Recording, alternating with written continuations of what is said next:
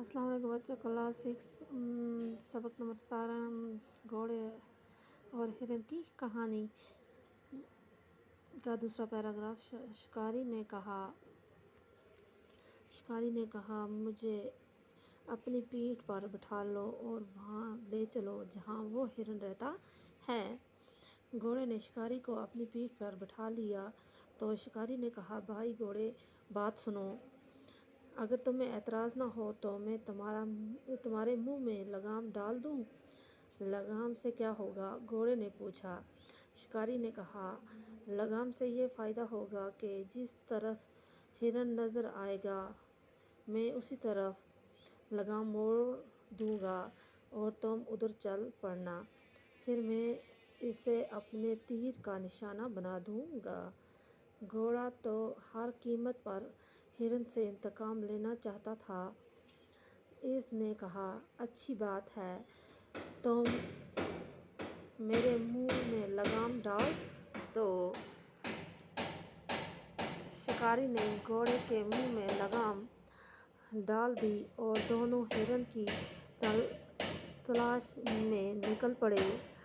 تھوڑی ہی دور گئے تھے کہ ہرن نظر آیا۔ گھوڑے نے کہا یہی وہ ہرن ہے، تم اسے مار ڈالو۔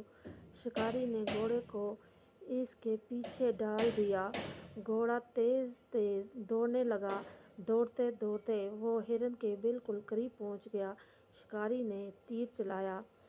تیر ہرن کے سینے پر لگا۔ ہرن نے بھاگنے کی کوشش کی لیکن تھوڑی دور جا کر گر پڑا۔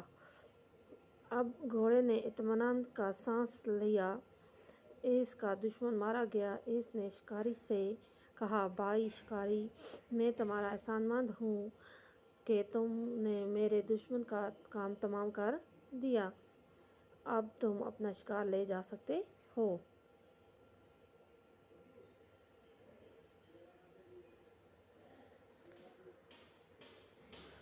شکاری نے کہا اس میں احسان کی کیا بات ہے، مجھے شکار ملا اور اس کے ساتھ ہی ایک اور فائدہ بھی ہوا۔